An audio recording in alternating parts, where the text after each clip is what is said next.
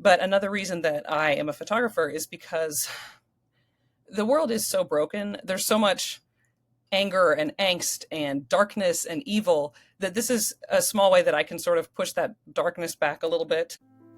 Welcome to Growing Inspiration, the podcast that nurtures your passion for the arts and creativity. I'm your host, Shayna McLean, and I'm thrilled to take you on this delightful journey through the vibrant world of arts and culture. In each episode, you can expect engaging interviews with a diverse range of artistic and creative individuals. We'll delve into what inspires them, explore their unique creative processes, and discover how their art enriches their lives. Together, we'll uncover the beauty of literature, the performing arts, the visual arts, food, wine, and spirits, and the inspiration gained through travel. Whether you're a connoisseur or just beginning your exploration, our conversations will inspire you to deepen your understanding and appreciation of the arts. So get ready to discover new perspectives, spark your creativity, and join a community of fellow art lovers. I have known today's guest since we were teenagers at summer camp.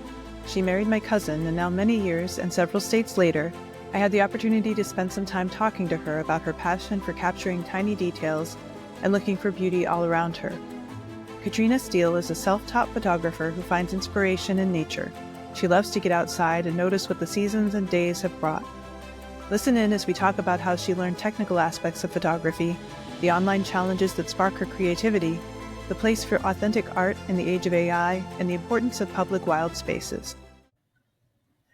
Hi, Katrina. Thank you for joining me today.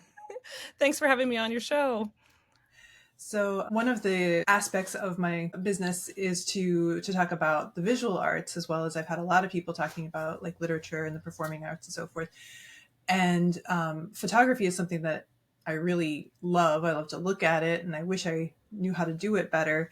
So I'm really excited to have you talk about your experience and how you have gained your expertise and what you love. Can you talk to our listeners, just tell us a little bit about yourself and then how you got into photography?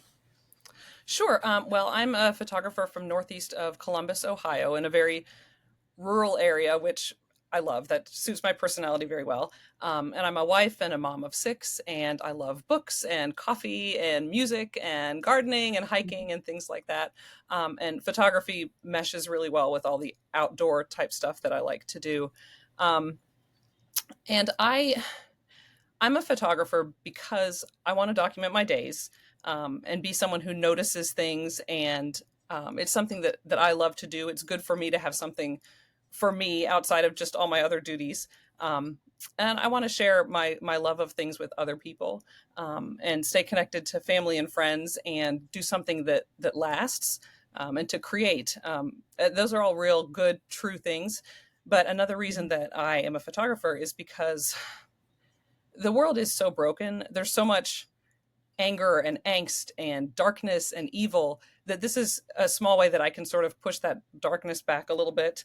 There's a time and place for the images that are really visceral and really evoke super strong emotions that, because those can lead to wonderful things. They can lead to activism and to change and to people recognizing things that they didn't know were going on before. But that's not really where my heart is. I'm more of I don't know, look at these beautiful things and look at the lambs in the pasture and look at the leaves on the trees and the flowers that are blooming and that sort of thing. And one of my favorite quotes is from the late Rich Mullins. He was a wonderful songwriter. And he said, "There's so much beauty around us for just 2 eyes to see. But everywhere I go, I'm looking." And that's kind of my thing. Like, I want to look, I want to notice. And photography forces me to take a moment and just breathe it all in and be thankful for that. And as far as how I got started, like most kids, I had the 110 film camera when I was in middle school and everything, and then graduated to one of those little plasticky point and shoot 35 millimeter ones, and this was back in the day when you had to send the film in to the developer or drop it off at the photo hut. It was before the digital thing. And then in high school, I took a photography class, which was super fun. I actually had an elective available and wanted to take that and got to do stuff in the dark room and work with a film camera, a 35 millimeter film camera that had been my dad's. So that was kind of a neat connection, being able to use his old Minolta camera. And I used that, through college. And I also had a cheapy one for college as well. But it wasn't until oh, when my kids were little, so probably, I don't know, 20 years ago, that I got my first digital camera, which I think was like a Kodak Easy Share or something. I'm trying to remember the name. I should have looked it up. But that was, it didn't take great pictures, but it took pictures and it was fun and whatever. But I still didn't know that one. You couldn't really do a whole lot with it. It was kind of a point and shoot. But then maybe 15, 20 years ago, for Christmas one year, my husband got me an actual, like a real big camera, like a DSLR. And he got it off eBay from a student who had to have it for his photography class. And so it was in great shape and had all the manuals and had all the stuff with it. It was basically new. And so I got to learn on that and Awesome. play around with that. And was on auto mode for a really long time until I realized, now hang on, there's more to it than just having it on auto. I can actually adjust stuff and make decisions for myself and not let the camera decide. And that really um, was the jump start to, okay, well, let's learn everything we can about, aperture and f-stop and shutter speed and all these things that make up an image, so that you can start to figure out how to do what you want it to do. And I mean, I'm still learning stuff constantly, but I've started off with that first Nikon DSLR and have upgraded since with, better lenses, better camera bodies and things like that. So that's kind of, it's been a long time, but it's the last 15 years or so that I've really made advances in what I've learned and what I've been able to create. So, Have you taken classes from other people, or have you mostly done like your own reading to learn these new things? well, I love reading. And so I've learned a ton of stuff through just checking out every single book in the library and then begging the librarians to Mm-hmm. interlibrary loan me other stuff that sounds good.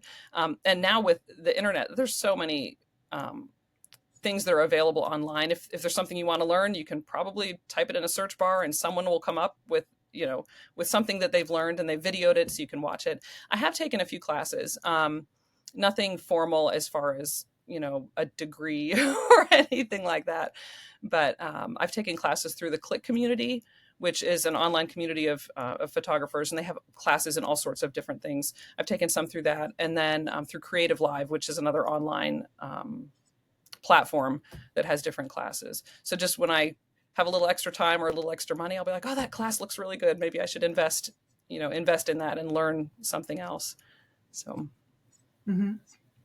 Great. And do you have, like, would you recommend a particular brand of camera or type of camera if people are wanting to get into photography? well, anymore, I cringe to say this, but cell phone cameras are amazing now, and everybody has Hmm. one. And so I think if you have a cell phone with a decent camera and you learn to use it really well, you can probably achieve a lot of what you want to do. It's just a matter of investing the time into learning how to do it, which I have not done because I prefer my DSLR. And so I don't want to learn, how to take amazing photos with the cell phone. That's not where my heart is. I like the Mm-hmm. process of actually holding a camera and figuring out all the settings and things. So I think if you have a cell phone with a decent camera and you learn how to use that adequately and you're able to achieve what you want, and then you still want more, sure, go ahead and invest in um, in a good system. And I'm a Nikon girl. I've always had Nikons and I'm familiar with them and I really like them. But that's what I'm used to. I know Canon is another huge. A lot of people shoot Canon. The mirrorless is a big thing now. A lot of people are jumping to the mirrorless bodies because they're slightly lighter, but then you add all the frame or all the lenses and everything else, and they wind up being just as heavy. But they're a little more. They seem a little more compact, and the systems now for the images are just phenomenal. I mean, the number of megapixels you can get and the clarity and the sharpness is just, it's crazy good.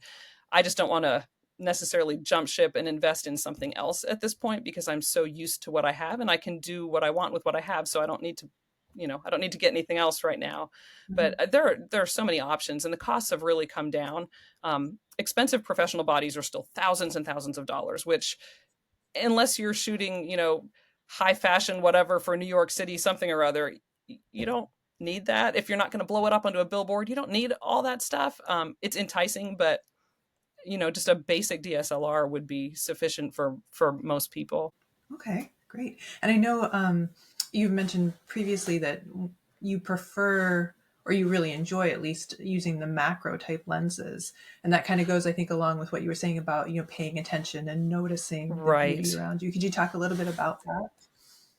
Yeah. One of the things that really is one of my favorite parts of photography is the macro photography, which is so weird because you think it'd be like micro, like microscope, but for some reason it's macro, even though it's small. So I don't know who decides these things. But yeah, the macro photography is just the close up photography, the detail shots, the insects and the flower petals and the raindrops and that sort of thing. The small things that you wouldn't normally see unless you slow down and really look for them and work around the different angles of it to see what looks best and how the light's coming and everything else.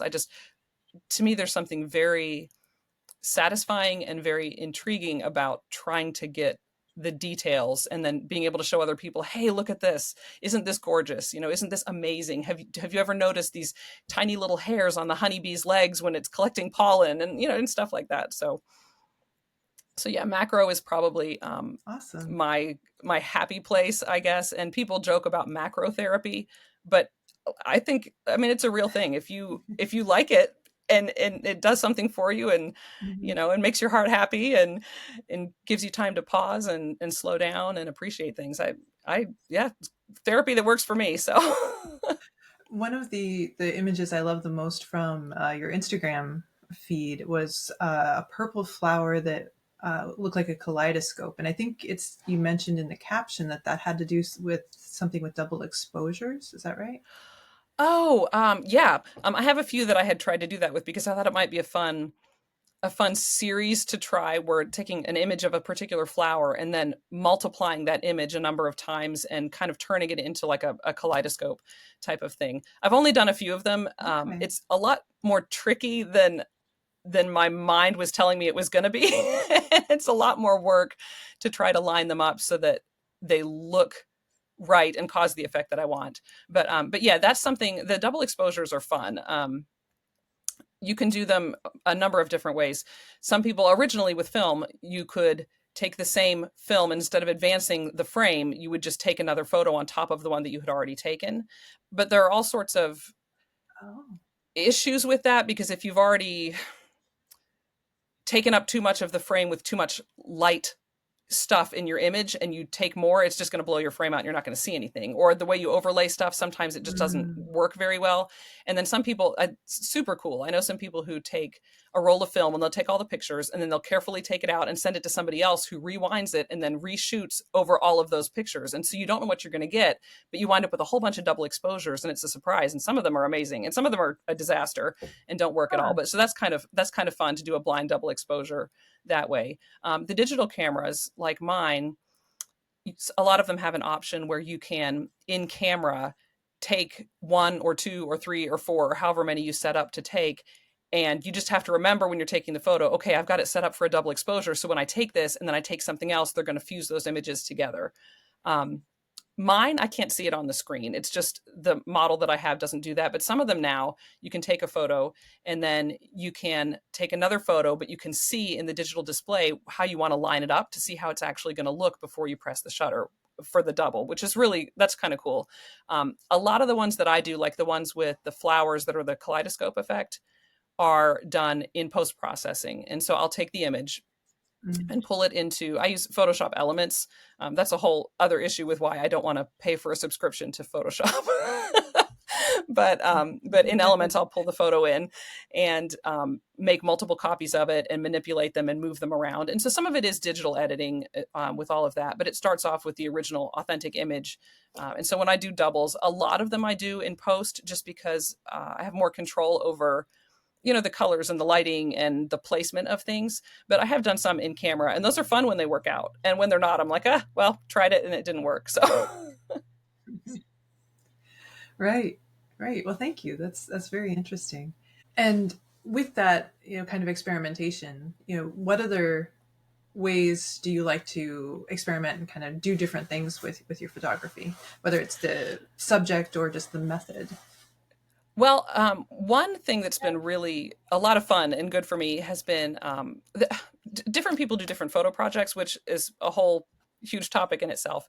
And one of the things that a lot of people do is called a 52, a project 52. And so it's 52 weeks in a year. And so every week there's a specific thing that you do. I've done 52s through the Click community, but I've also done them through a group called 52 Frames, which is online. And it's really, I mean, it's incredible. There are people from all over the world, and every week there's a theme, and you have to try your best to shoot for that theme. Like a recent one week was blue. And so interpret that however you want. The one that I did, I used a lot of blue color, but I also tried to do the sadness feel with the blue. And that's turned out to be one of my favorite images so far this year. And then another week, there was one that was motion blur. And so I'm like, oh, I have an idea. I want to try this with my sheep and make them look like they're ghosts. So if I can get one of them to kind of freeze long enough to get the image, but then leave the shutter open long enough, and then they move, it'll kind of look like ghost sheep. I took so many pictures that did not work. And I'm like, what am I doing wrong? And so it was constant, adjusting settings and trying different things and different apertures, different shutter speeds, moving things around. And of course the sheep are like, what are you doing? Why do you keep wandering around the pasture trying to take photos of us and trying to get us to move in front of the camera? But so because of 52 frames, there are things that, that I'm like, well, I can try this. And sometimes it doesn't work out at all. And sometimes you look at this and you're like, whoa, how much time did you spend? And that just looks terrible. But other times, some of my favorite images, I've created through that. And there was one from, I think it was last year. It was, a scene from a movie. And so you had to try to recreate some scene from some movie, or just something that felt like a scene from a movie. And so thankfully, my daughters are usually up for helping me out with a lot of these. The boys, not so much. They're kind of like, not interested. But the girls are usually really great about, okay, we'll give you half an hour. What do you need me to do? And I'm like, well, go put this dress on, or go do this, or go run through this field, or whatever. But for this particular one, for the theme from a movie or whatever, I actually was able to set up an image that I wound up really, really liking. And it's creepy. Like, I'm not a creepy image person. It's just not my thing. But it's fun to play with something that I wouldn't normally do, and to try to learn something that I wouldn't normally experiment with. And that image was actually selected for a juried show that opens next week. And so I was like, well, okay, so I guess, it's worth playing around and spending the extra time and, learning something new and stepping out of what I normally do. So that's it. 52 frames has been great, and it's completely free. I mean, there's, a paid tier and everything else, but it's been fun to do that, and to have a smaller group within that, where we share images with each other and get feedback and say, what do you think of this? Or does this give you this feeling? Or what do you think I could change? Or how could I crop this? Or should I try and shoot this again with a different lens or a different perspective? Do you think? And it's nice. It's nice to get feedback from a smaller group of people, but you're all working towards the same weekly theme. So that's been, been a really good thing for me. And I think this is probably my 4th year with 52 frames. So it's, being just dedicated and intentional to every single week produce an image. And like I said, they're not always great. Like, if you look at them, you might be like, wow, she's really bad at this. But then other ones, I'm like, wow, that's, I actually like that. And that turned out. So. Right. And to be able to give yourself that kind of freedom, just like it can work out, it cannot, but I'm going to have fun with it and experiment. And right. And I think I used to care and try to have a very curated feed, because, oh, you're supposed to make everything look cohesive, and it's supposed to be curated, and someone should look at your thing and everything should look like it goes together. Mine doesn't. It's all over the place, and I don't care, because I'm doing this for me, not for anybody else who's going to look at it and say, oh, well, that picture doesn't fit with all of these other ones. I mean, a lot of mine are very, very similar, but then you'll see the outlier and you're like, what was she doing? but it's okay. It's fun to experiment and to throw something out there, and you never know who might see that and say, oh, that's super cool. How did you do that? And I don't know. I've seen images and reached out to the people who've taken them, and everyone has been so kind and so helpful. And some people have taken a lot of time to walk me step by step through, hey, this is how I did this. And then I did this. And then I did this. Oh. And then I had to do this other thing. So a lot of people are very willing to, if you really are sincere and you really are interested in how they created something, a lot of them are more than willing to walk through their process. It's been I don't, the photography community is kind. At least the places where I am are kind. I'm sure there are some places that Right. the people are awful and rip each other to shreds and have just negative things to say. But it's been great for me to have, the online communities. Right. That's the same in any community, I suppose, you know. Yeah.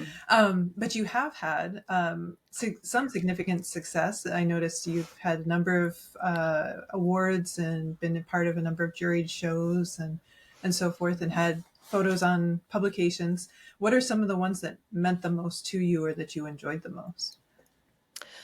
Um, for more sentimental reasons, I think we had a 2-page center spread of our first livestock guardian, a Great Pyrenees that we had. That just I loved the image, and for other people to love that and to put it in a magazine in full color so everyone could see it. She died a few years ago, but just the initial dog that we started with, that got us familiar with all of the livestock guardian stuff. That was really special to me, just for sentimental reasons. Um, then I had an image that was in a juried show in Columbus at the Metropolitan Library in their Carnegie Gallery. And so I was over the Oh, moon thrilled about that. I was like, this is so cool. Look yeah. at my photo in here with, and all these people walking through can see this. And so that was really fun too, just because, I mean, Carnegie sounds amazing, right?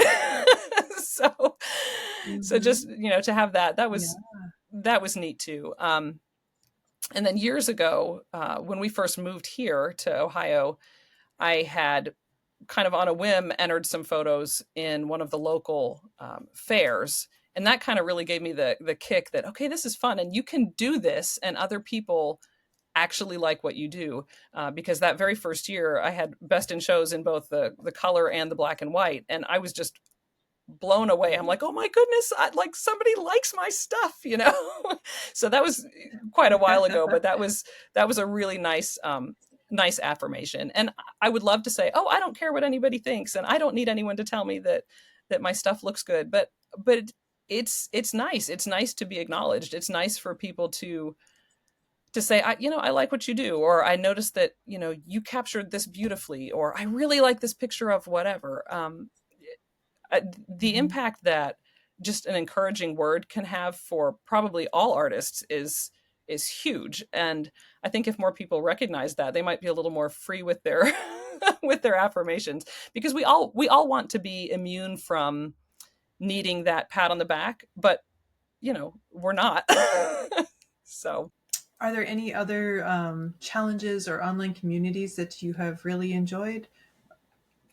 there have been different ones, different group challenges throughout the years that have been a lot of fun. I don't do all of them all the time because it would just be too much. There was one that was super fun that a Hmm. couple years ago we did, that was classic literature quotes, which, I mean, I love that because I love Ah, books and classic literature is so good. And so we had a list of quotes, and then we'd try to create something that went along with that. Like there was, Anne of Green Gables, and there was Little Women, and there was To Kill a Mockingbird, and just different stuff like that. And so that was a fun one to be able to try to come up right. with a storytelling image to go along with the quote. I've been in different ones where we share images of our pets, or different ones where we share teens. That was a good one, because teens are kind of tough sometimes with getting them in the frame. And so to intentionally know that, okay, every month I have to have an image with one of my teens in it, gave me a Hmm. reason to be like, hey, when do you have some free time? Mom would really like to borrow you for for a little while. And Hmm. so it was nice to actually have photos of the kids on purpose. um, because, I mean, they're in casual photos all the time, at holidays and things like that. But to sit down with them and try to actually do a portrait or something was nice. Yeah, that's awesome. And we talked about some of the technical aspects of what you do, like the macro photography and the editing Mm-hmm. and so forth. And you mentioned how you know doing some of the kaleidoscopic photos means that you're doing a lot in post processing, but that it Right. still starts with an authentic photo. How do Right. you feel about AI and where Oh. that's coming from, and like how do you set aside you set your photos aside as authentic, and how should people kind of think about authenticity like that versus AI? Well, it seems like AI has just exploded onto the scene the last, year or two, especially. And there are so many applications for it, and some of them are fabulous, like just wonderful ways to use it for really good things. And I'm sure there are way more ways than I can even conceive of where people can use it for stuff that's really beneficial. Um, I'm not anti-tech, but the issue I have with AI is that it rips off other people's work to generate its own thing, and so it's difficult to say that someone is creating something when what it's based on is somebody else's work.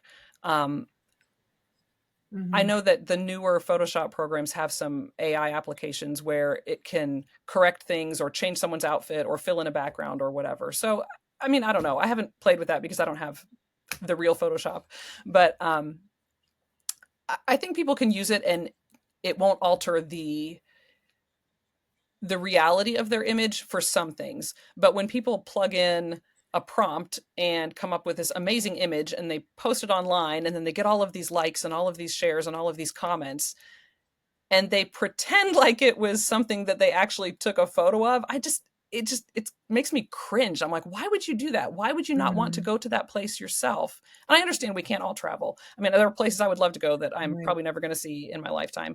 Um, but don't fake Mm-hmm. it. Put in the time and put in the effort and put in the work and go to the place and Mm-hmm. create the picture yourself. Sure, bring it into post processing later and clean it up or add a little bit of contrast or crop it differently or something, but don't just come up with something from from everybody else's work and pretend that it's something that you did. And Mm-hmm.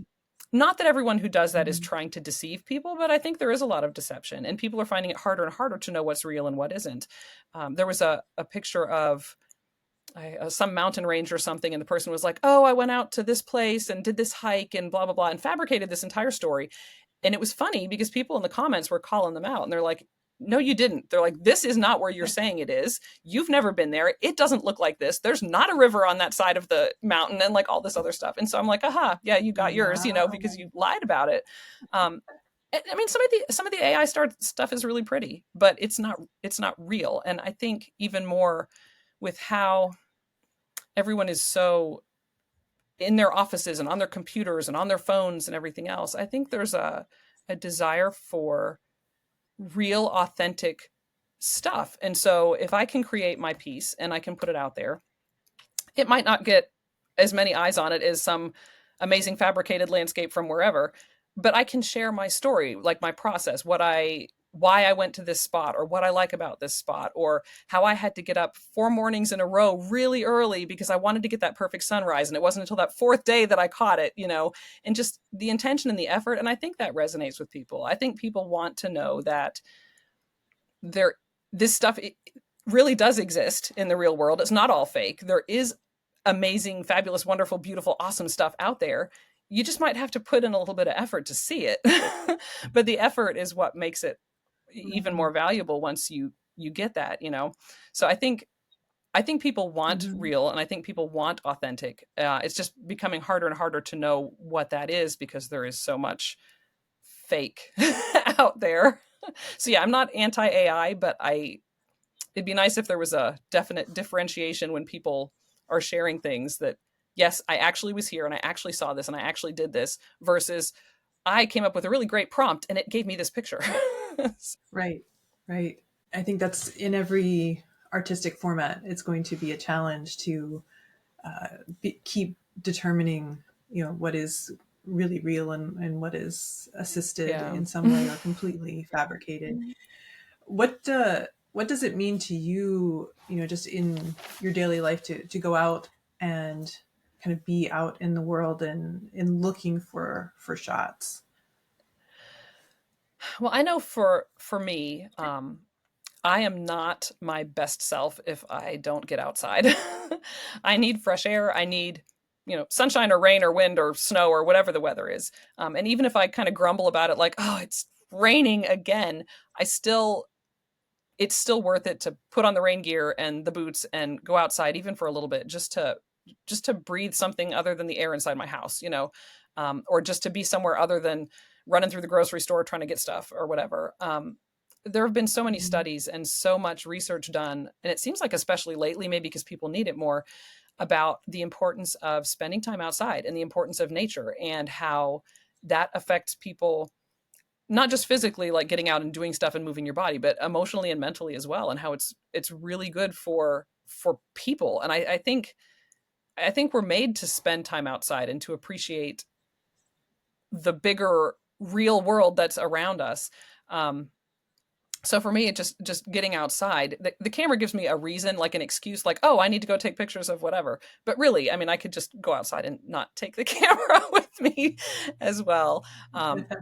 But that's one of the things that just relaxes me and kind of puts me in a better headspace, is to be outside and to take the camera. And sometimes the joke is that I carry all of this kit with me, like all these different lenses, and however many pounds of gear, because I might need this lens for this, or I might need this other lens for this, or I might need this tripod for whatever. So I've got 20 pounds of gear or whatever. And sometimes I do this whole hike carrying all this stuff and I don't once pull out the camera, which is okay. Because if I didn't have it, I would, it'd probably be something that I would wish I had the camera for. Mhm. But the joke is I take the camera and then I don't see anything. But then when I don't have it, I see all these amazing things.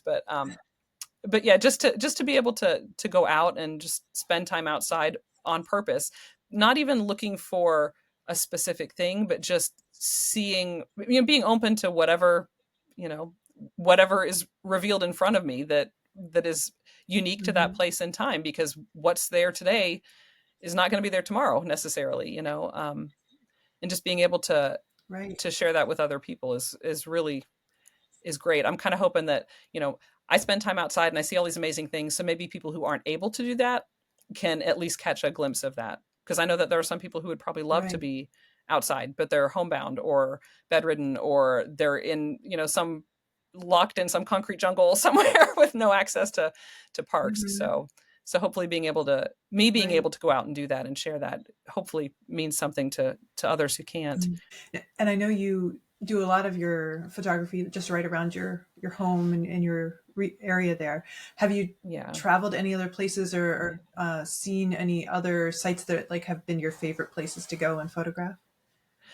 Well, like you mentioned, home is my favorite place.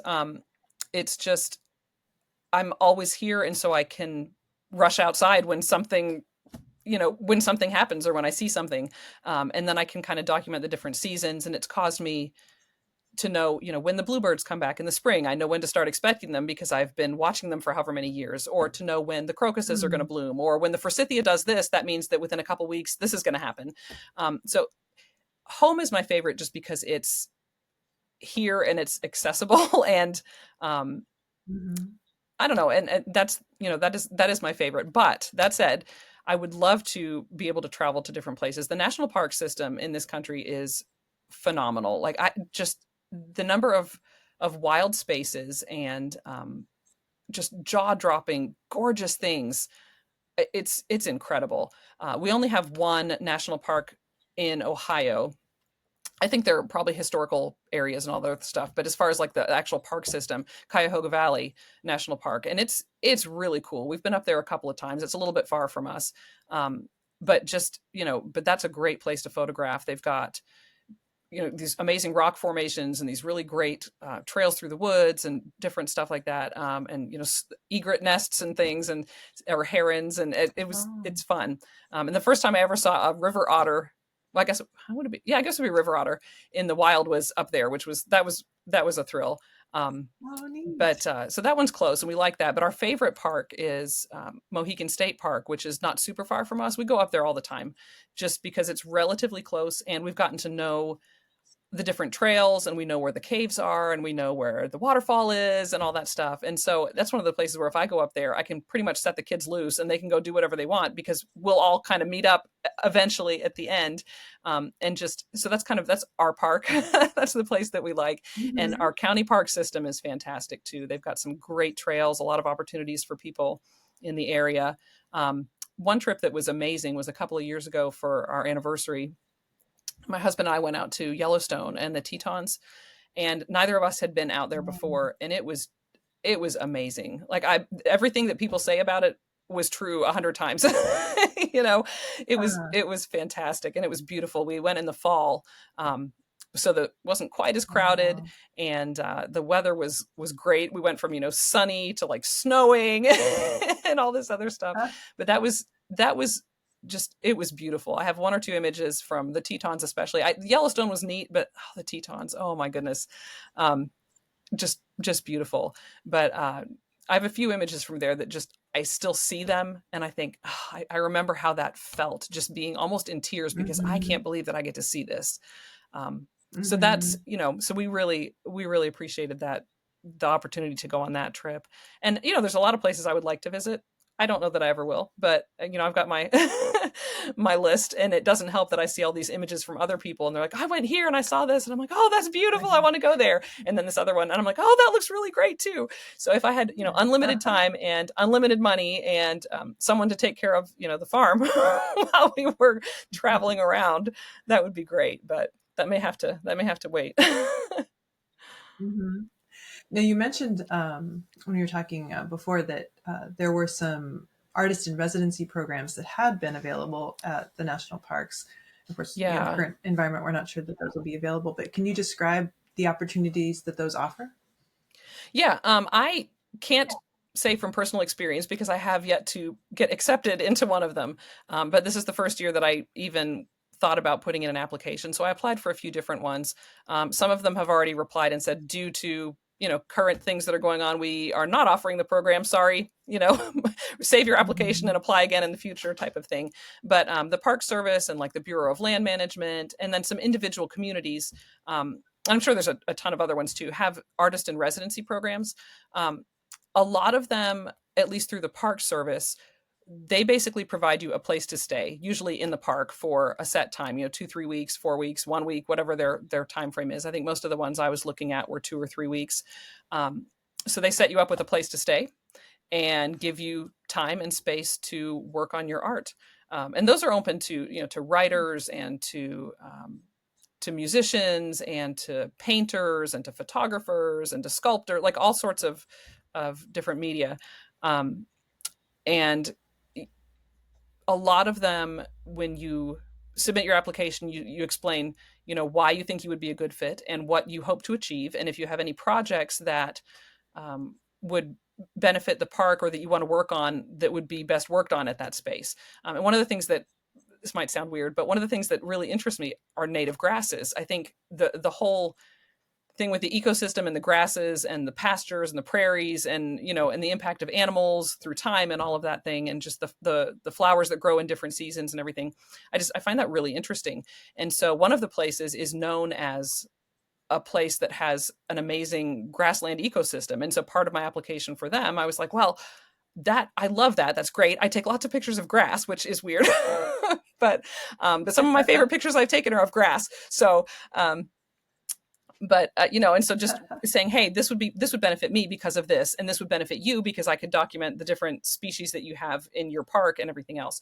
And so some of them have, they want a little more information. Some of them, they're just like, send us some of your work and come up with some programming ideas, because they want people to engage. There's a huge history of artists in the park. So the most famous one is probably Ansel Adams, with just his series that he took, Mm-hmm. of different parks out west, especially. But trying to engage the public and say, here is something that should draw you in and make you want to visit these really cool spaces. And someone might see a painting or a photograph from, say, the Tetons and say, oh, that's gorgeous, I want to go there, type of thing. And so the Mm-hmm. artist in residence gives the artist a chance to work and gives them the space to work and gives them an amazing environment to work in. And in exchange, you produce a piece of art for the park and you do a program or two, to try to to engage the public and let them know what you're working on. So, and a lot of them are Awesome. not paid, but that's okay because Mm-hmm. you're getting your housing. And there's some Right. discussion in the art community. If you're doing a residency, they should pay you because they need to pay you for your time. Okay, that's a great idea.